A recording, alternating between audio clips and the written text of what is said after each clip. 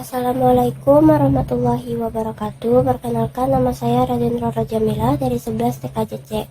Hari ini saya akan mempresentasikan tentang kebutuhan jaringan bandwidth dan soft switch. Jadi yang pertama di sini ada A, yaitu bandwidth. 1.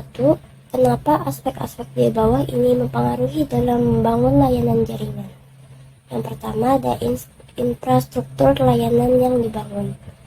Infrastruktur layanan yang dibangun atau infrastruktur jaringan merupakan sebuah kumpulan sistem komputer yang dihubungkan oleh berbagai macam bagian dari sebuah arsitektur telekomunikasi. Kedua, kecepatan transfer data. Kecepatan transfer data merupakan kecepatan dalam mentransfer data saat menggunakan jaringan internet. Kecepatan akses yang dimaksud adalah banyaknya bit data dari satu komputer ke komputer lain yang dipindahkan. Yang ketiga, lebar bandwidth. Ukuran kecepatan akses internet adalah besarnya bandwidth atau dari lebar pita. 4. Jumlah pengguna. Pengguna atau user merupakan salah satu yang dapat menyebabkan performa jaringan. Kegiatan sederhana seperti mengunduh file di internet atau menonton YouTube. Kegiatan tersebut dapat menyebabkan kinerja jaringan dan melambatnya koneksi internet. Yang kelima, kualitas koneksi. Kualitas jaringan yang buruk dapat mempengaruhi kinerja yang buruk pula dan dapat menyebabkan jaringan yang tidak dapat mencapai potensi penuhnya. Sebaliknya, kualitas jaringan yang baik dapat mempengaruhi kinerja yang baik. Oke, yang kedua, mekanisme bandwidth. 1. Network bandwidth capacity adalah informasi rate atau informasi rata-rata kecepatan bit data, kecepatan bersih bit data dan kapasitas kanal atau besar maksimal throughput yang dihasilkan. 2. Network bandwidth consumption adalah konsep pengaturan kanal bandwidth dalam suatu waktu tertentu yang mereferensikan tentang perolehan throughput. 3. Asymptotic bandwidth adalah ukuran maksimal throughput dari sebuah perangkat pengiriman secara terus-menerus mengirim data. 4. Typical of bandwidth, analog atau digital. Oke, yang pertama analog. Bandwidth analog yaitu merupakan suatu perbedaan antara frekuensi yang terendah dan frekuensi yang tertinggi dalam sebuah rentang frekuensi yang diukur dalam satuan Hertz atau disingkat Hz, yang bisa menentukan banyaknya informasi atau data yang dapat ditransmisikan dalam suatu saat. Yang kedua, digital. Bandwidth digital yaitu volume ataupun jumlah suatu data dalam satuan bps atau bit per second yang bisa dikirimkan melalui sebuah saluran komunikasi tanpa adanya distorsi. 5. Internet connection bandwidth. Internet connection bandwidth adalah kemampuan individu dan organisasi untuk terhubung ke internet menggunakan terminal komputer dan perangkat lain serta untuk mengakses layanan seperti email dan World Wide Web atau disingkat WWW. Oke, selanjutnya 3. Parameter pengukuran lebar bandwidth. 1. Throughput. Throughput yaitu kecepatan atau rate transfer data efektif yang diukur dalam bps atau bit per second. Throughput adalah jumlah total kedatangan paket yang sukses yang diamati pada tujuan selama interval waktu tertentu dibagi oleh durasi interval waktu tersebut. Jadi throughput ini adalah jumlah data yang benar-benar terkirim dalam satu waktu tertentu. Satuan yang digunakan sama seperti bandwidth yaitu bit per second atau disingkat bps, tapi kadang-kadang juga dihitung dengan menggunakan satuan data paket per second atau PPS. Throughput ini juga merepresentasikan seberapa banyak kapasitas bandwidth yang sebenarnya terpakai. Oke, yang kedua ada upstream. Upstream adalah istilah yang merujuk kepada kecepatan aliran data dari komputer lokal ke komputer lain yang terhubung melalui sebuah network. Dalam transmisi broadband asimetris adalah merupakan bandwidth atau arus data yang dikirim dari pengguna ke penyedia pelayanan. Upstream memiliki batas maksimum yaitu 64 kbps. Nah, jadi dengan kata lain, upstream ini merupakan kecepatan aliran data atau internet ketika pengguna sedang melakukan upload.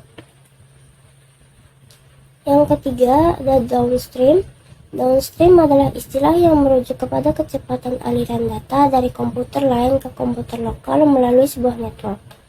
Downstream memiliki batas maksimum yaitu 284 kbps atau 512 kbps.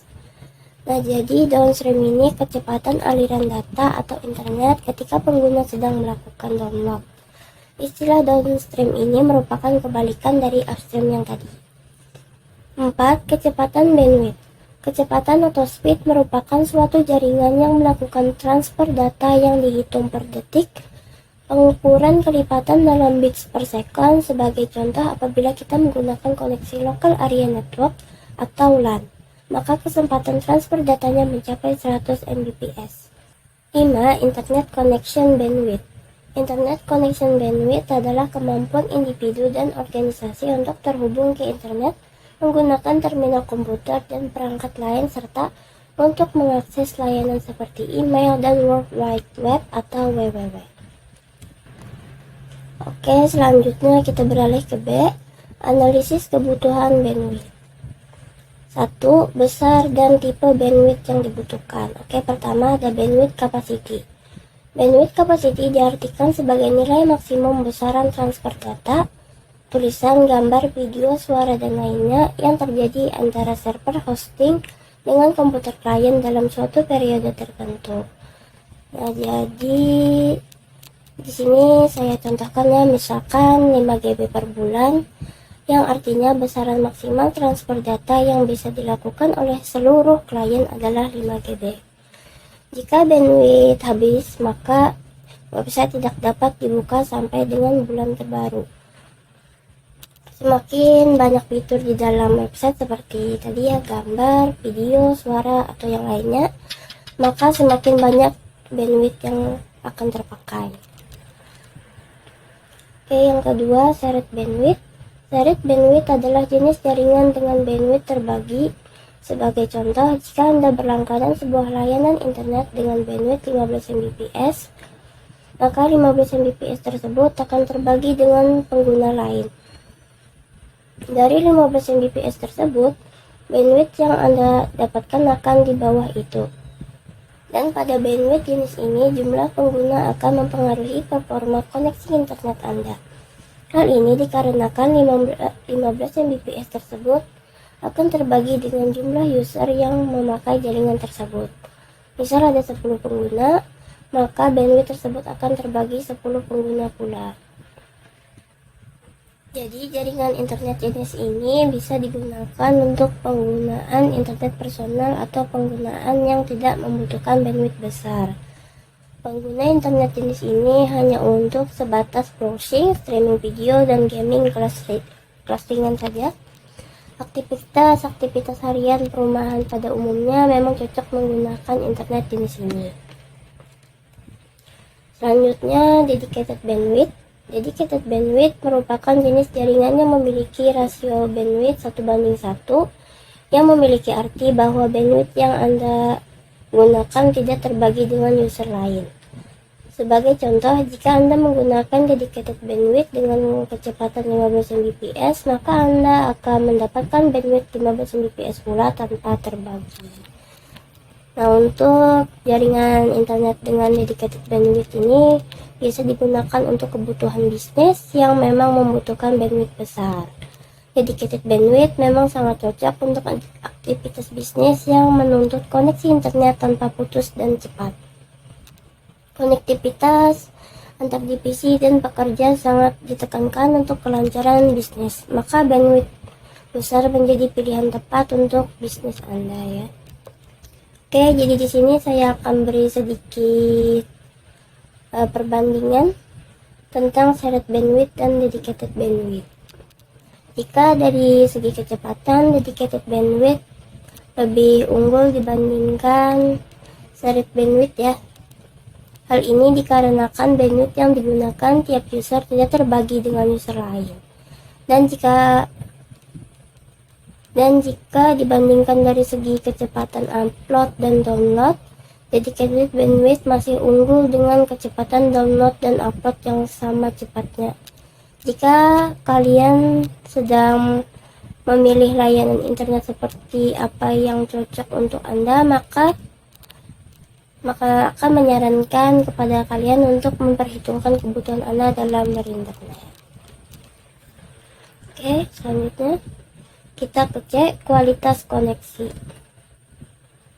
1. Jenis-jenis server pada TCP atau IP. 1. Normal user data. Data jenis ini dihasilkan oleh aplikasi yang umum digunakan oleh user seperti traffic web, mail maupun FTP. Traffic ini memerlukan penanganan khusus karena menggunakan protokol TCP yang akan berusaha mengirim kembali paket-paket yang tidak sampai pada komputer tujuan. 2. Network Management. Layanan ini akan menghasilkan traffic yang digunakan untuk melakukan manajemen jaringan seperti SNMP, Syslog, SDOE, HTTPS, maupun SSH. 3. Real time. Layanan ini memiliki karakteristik yang sensitif terhadap jitter. Contoh dari layanan ini adalah aplikasi voice seperti VoIP maupun aplikasi audio video conference.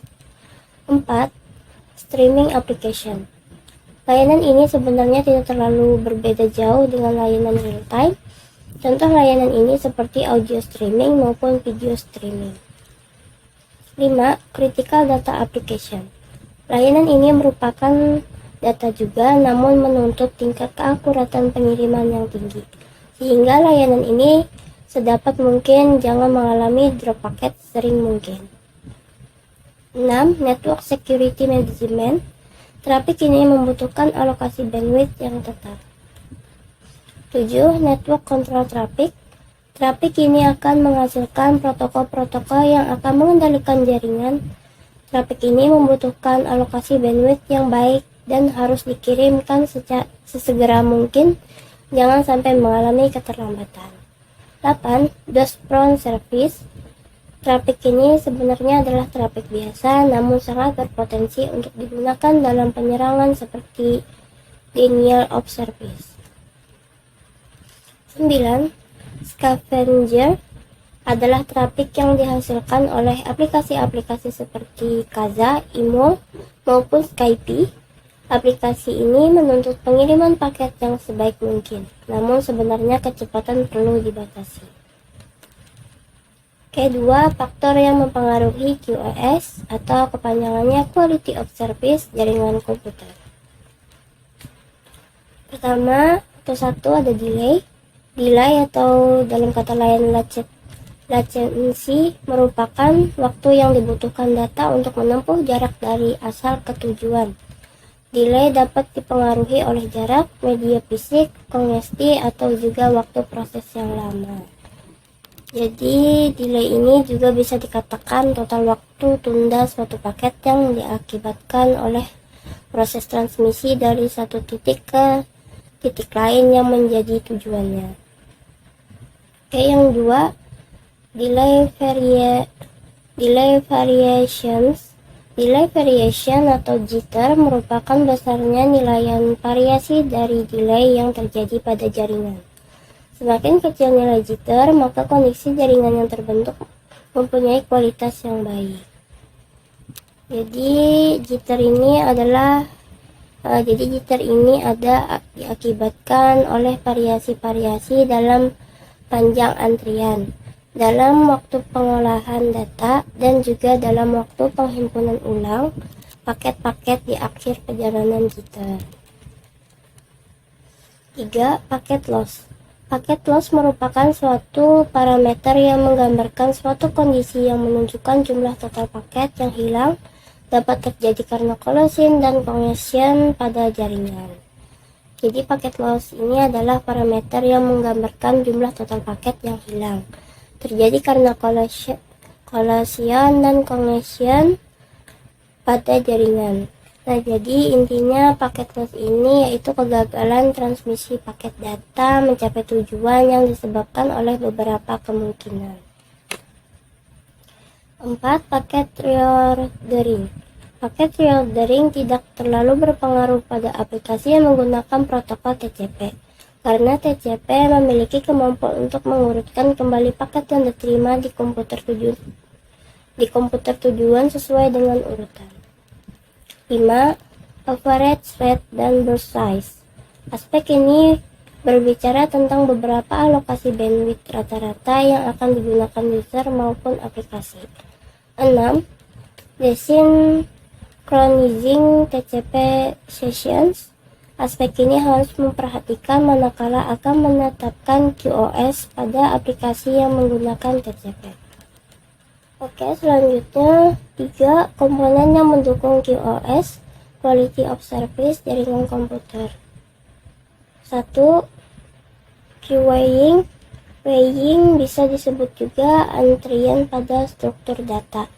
Pengertian queuing adalah sekumpulan data yang mana penambahan elemen hanya bisa dilakukan pada suatu ujung yang disebut sisi, belakang, atau rear, dan penghapusan atau pengambilan elemen dilakukan lewat ujung lain. Contoh queue yang paling sederhana dapat dilihat pada antrian. Prinsip kerja dari queue adalah prinsip first in first out atau disingkat FIFO atau masuk pertama keluar pertama. Sedangkan prinsip masuk terakhir keluar pertama atau last in first out atau disingkat LIFO digunakan pada tumpukan atau stack. Dalam ilmu komputer, antrian atau queue banyak digunakan terutama dalam sistem operasi yang memerlukan manajemen sumber daya dan penjadwalan. Contohnya, time sharing komputer system yang bisa dipakai oleh sejumlah orang secara serempak. Jadi, queuing system ini adalah mekanisme sistem yang mengatur aliran antrian agar lebih teratur, nyaman, tertib, dan terkontrol.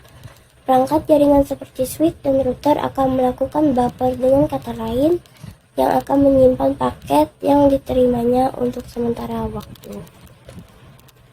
Oke, yang kedua, signaling merupakan protokol umum yang digunakan untuk melakukan komunikasi antar router dengan tujuan untuk resource reservation. Salah satu protokol yang sering digunakan adalah Resource Reservation Protocol atau RSVP yang digunakan oleh aplikasi untuk melakukan reservasi terhadap resource pada suatu jaringan. Jadi, signaling yang bertanggung jawab terhadap penyediaan QoS di model insert ini adalah Resource Reservation Protocol atau RSVP tadi. Sebelum mengirimkan paket-paket data, signaling ini akan memberitahu router-router mengenai kebutuhan QoS oleh program aplikasi, sehingga RSVP merupakan pensinyalan yang outbound. Ketiga, classification. Digunakan router untuk mengenali berbagai jenis flow paket yang akan dikelompokkan berdasarkan jenis servisnya. 4. Marking. Umumnya dilakukan sesudah classification. Marking dilakukan dengan memberikan label terhadap keseluruhan paket yang mengalir. Label ini digunakan router sebagai panduan untuk menerapkan perlakuan khusus. 5. Admission control. Admission control merupakan suatu proses validasi yang digunakan untuk proses pemeriksaan sebelum membuat pelayanan yang baru untuk melihat performansi, apakah kondisi pelayanan saat ini masih memungkinkan untuk menerima pelanggan baru. Jadi, ketika pemilihan rute yang terdekat memungkinkan terjadinya kemacetan di suatu jalur tertentu, untuk perlu adanya admission control yang mengatur apakah paket tersebut boleh melewati rute tersebut atau tidak. Hal ini ditentukan berdasarkan jumlah paket yang menumpuk pada jalur tersebut.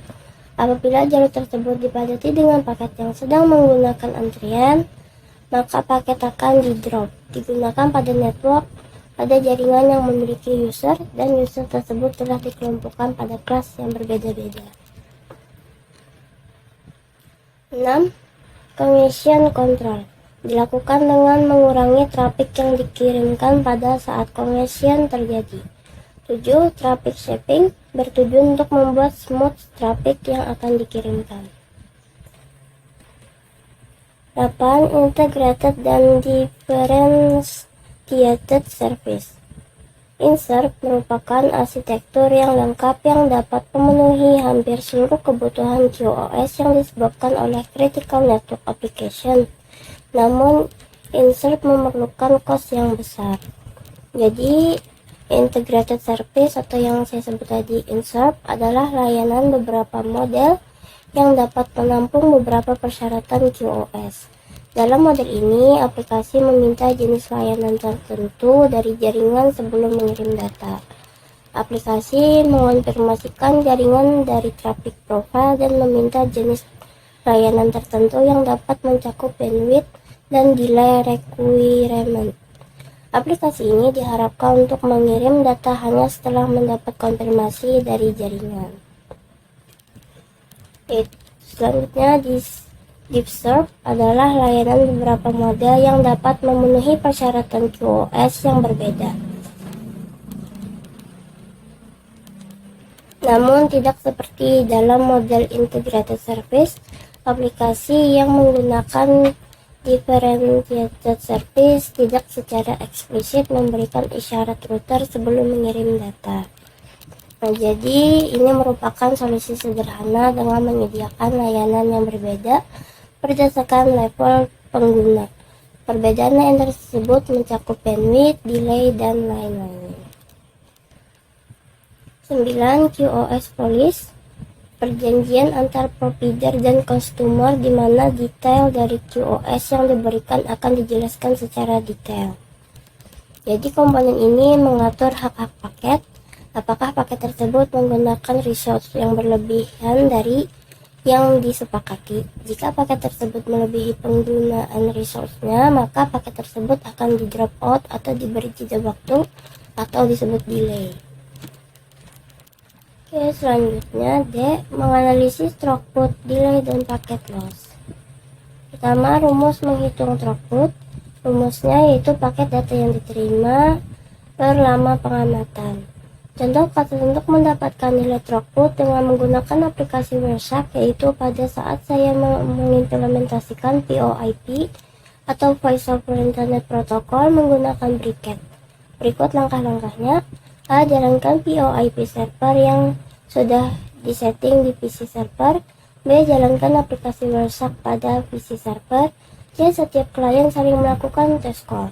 Pada aplikasi WireShark akan terlihat protokol yang sedang bekerja selama proses percakapan berlangsung, dan untuk mendapatkan nilai throughputnya kita harus stop dulu proses capture aplikasi WireShark, kemudian pilih static, kemudian pilih summary, maka akan muncul seperti gambar di samping. Pada gambar di samping terlihat nilai dari throughput yang didapat adalah 0,272 Mbit per second.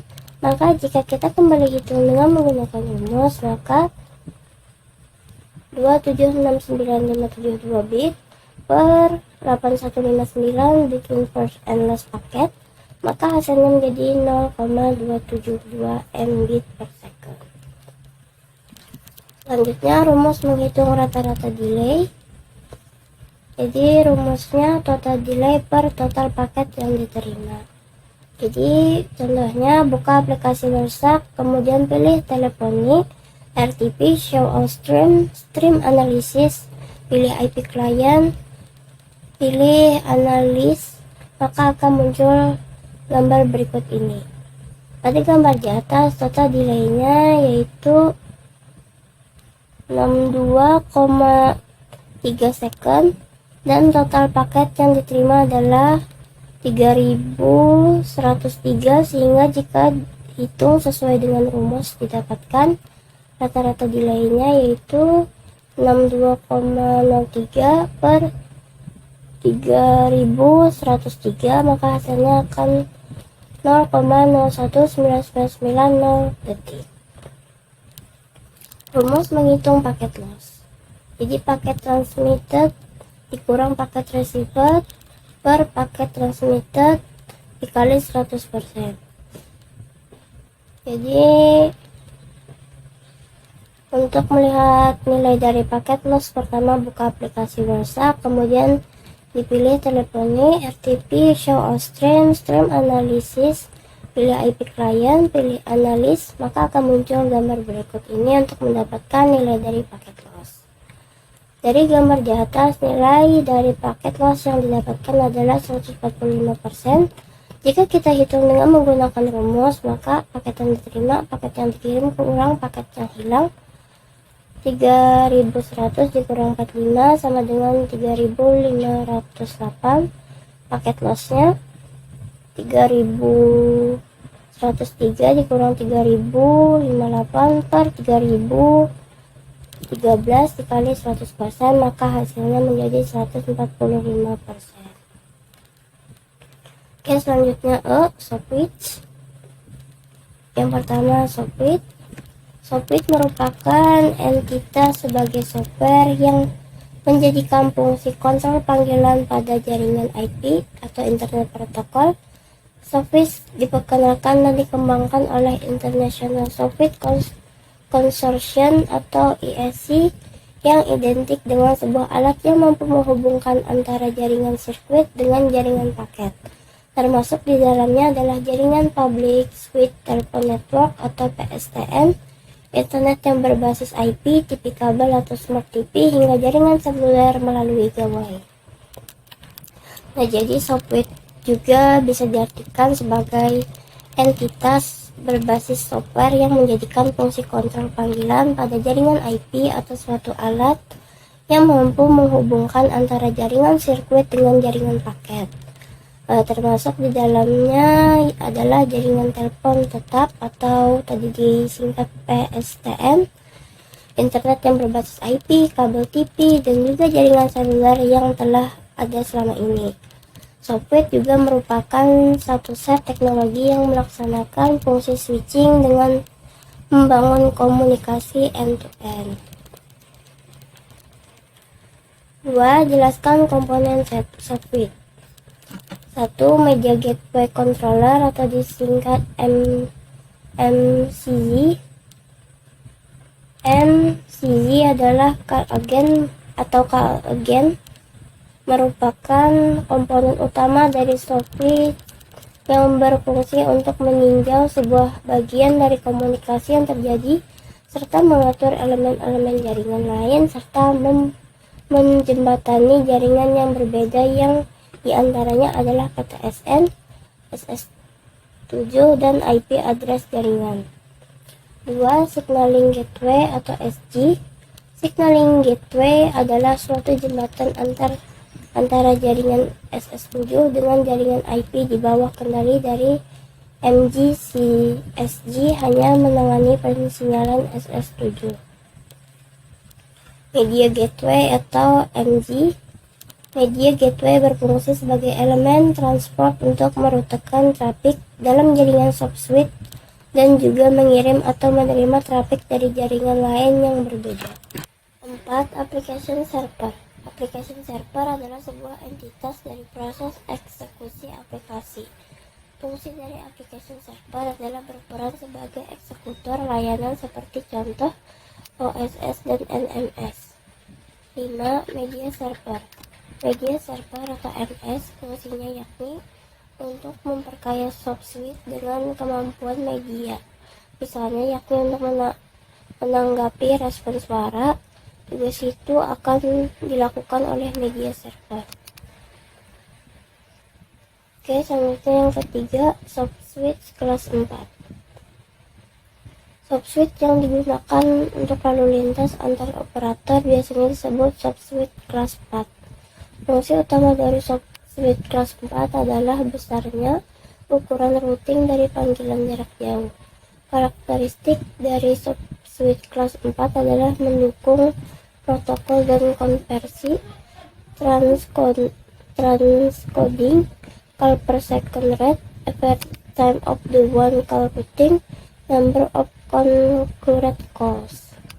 Jadi fungsi utama Sofwitch kelas 4 ini adalah perutuan volume besar, panggilan VoIP jarak jauh, Karakteristik terpenting dari SoftSuite kelas 4 adalah dukungan dan konversi protokol, transcoding, panggilan per second, waktu rata-rata satu panggilan routing, jumlah panggilan bersamaan. 4. SoftSuite kelas 5. SoftSuite kelas 5 dimaksudkan untuk bekerja dengan end user. SoftSuite kelas 5 ini baik untuk layanan telepon, lokal, dan jarak jauh.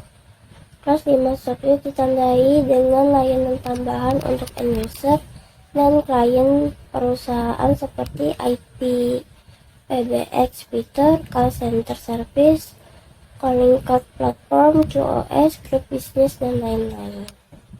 Jadi SoftSuite kelas 5 ini dimaksud untuk melayani pelanggan.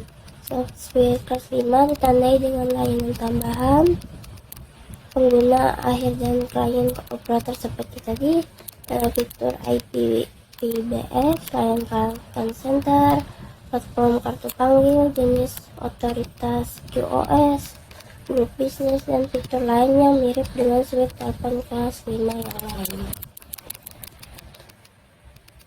Oke, selanjutnya kita ke F, fitur dan fungsi SoftSuite. 1. Fungsi switching pada SoftSuite. Teknik switching merupakan salah satu komponen yang berperan penting dalam jaringan komunikasi. Dengan switching, komunikasi point-to-point dapat dengan mudah tanpa harus menghubungkan langsung antara kedua node tersebut. Selain itu, untuk melakukan switch atau menghubungkan satu dengan yang lainnya dengan NAT IP, SoftSuite dapat menghubungkan dan memutuskan antar IP PBX dengan PSTN untuk mengatur lalu lintas berupa data, suara, dan juga audio. Kedua, fungsi kontrol pada SoftSuite. Fungsi kontrol pada teknologi SoftSuite dilakukan oleh Media Gateway Controller atau biasa disebut MCG, yang bekerja untuk mengarahkan serta memfasilitasi dan menyediakan akses bagi penggunanya, serta membuat rute pensinyalan ke jaringan PSTN. Fungsi kontrol bekerja berdasarkan instruksi pensinyalan yang datang dari luar atau dari data yang disimpan oleh sentral telepon itu sendiri. 3. Fungsi signaling pada SoftSuite. Signaling yang dilakukan antar MCG menggunakan protokol Nagako, H323, dan SIP.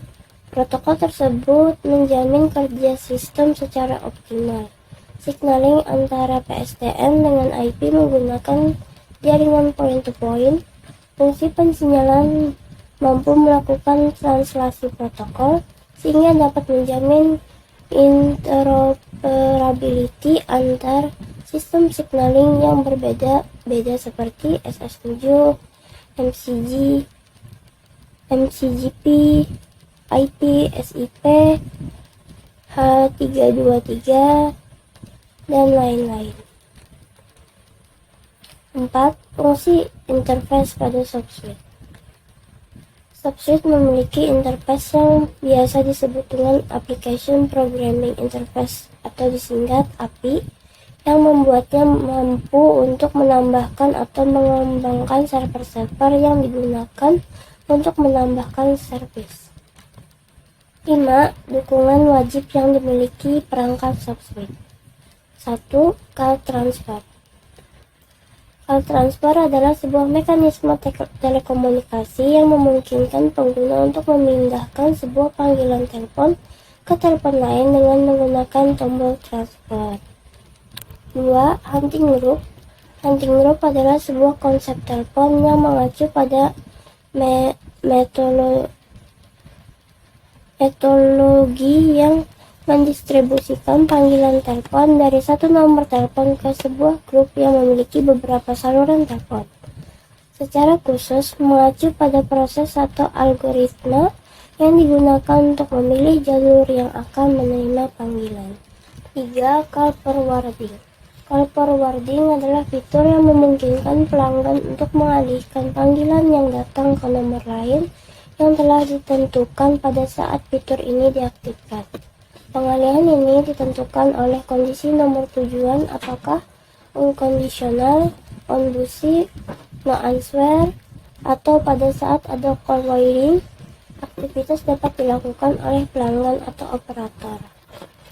Nah, jadi call forwarding adalah sebuah fitur pada beberapa jaringan telepon yang memungkinkan sebuah panggilan masuk ke pihak dipanggil untuk dialihkan ke pihak ketiga. 4. Conference call. Conference call adalah istilah yang digunakan untuk panggilan telepon yang menghubungkan 3 atau lebih saluran telepon dalam waktu bersamaan. Conference call memungkinkan pengguna telepon yang berbeda lokasi untuk berkomunikasi dan bertukar informasi. 5. Abbreviated dialing. Abbreviated dialing adalah fitur untuk mempersingkat proses dialing dengan nomor singkatan yang terdiri dari 1 atau 2 digit. Softsuite harus mampu untuk mendeteksi penggunaan fitur ini oleh pelanggan dengan melakukan pemetaan nomor singkatan ke nomor yang sebenarnya dan kemudian melakukan proses panggilan seperti bila pelanggan melakukan panggilan langsung tanpa nomor singkatan. Oke, seperti yang disebutkan tadi, abbreviated dialing adalah layanan yang memungkinkan pengguna dapat memperpendek nomor telepon yang dipanggil. Jadi manfaatnya di sini yaitu user dapat menyimpan kependekan nomor sebanyak 5, 10, 20, 30 atau sampai 100 sehingga dapat mempercepat proses dialing ke nomor yang diinginkan. 6. Call waiting. Call waiting adalah fitur yang memungkinkan pelanggan menerima panggilan lain pada saat telepon sedang digunakan. Sistem Softsuite harus mampu mengirim tone interupsi bila pelanggan tersebut dalam keadaan busy. Selanjutnya, sentral akan menunggu aksi dari pelanggan tersebut. Apakah pelanggan menerima panggilan dengan menekan tombol flash? 7. Call forking. Call forking adalah sebuah fitur yang memungkinkan panggilan masuk berdering di beberapa ekstensi seperti telepon kantor, telepon rumah, dan handphone secara bersamaan. Telepon pertama yang menjawab panggilan kembali dari panggilan masuk tersebut. 8. Call line identification persentase atau disingkat CLIP. CLIP adalah fitur yang memungkinkan pelanggan mengetahui identitas pemanggil.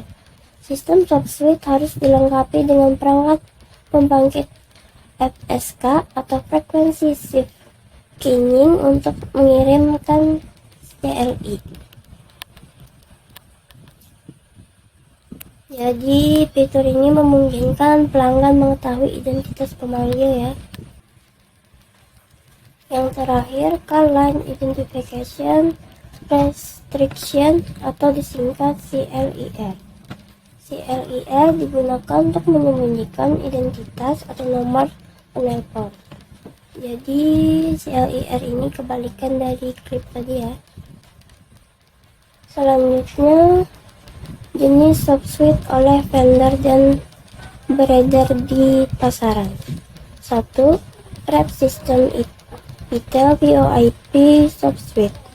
Rep System Retail VoIP Softsuite adalah sebuah platform SMS OTT seluler, pengontrol batas sesi, SDK komunikasi, dan cloud teleponi. 2. SyncSwitch. SyncSwitch memiliki fungsi switching dan penagihan. 3. Sonos Softsuite. Sonos Softsuite penyedia terkemuka produk infrastruktur suara untuk jaringan publik. 4. FOX Switch. FOX Switch adalah sebuah software atau aplikasi yang ditunjukkan untuk menyediakan routing dan switching antara IP teleponi dan jaringan TDM. 5. MediaCore Switch. MediaCore Switch adalah platform VoIP tingkat operator yang dirancang khusus untuk lalu lintas suara dan SMS. 6. Roytel Softsuite RTEIN S5501.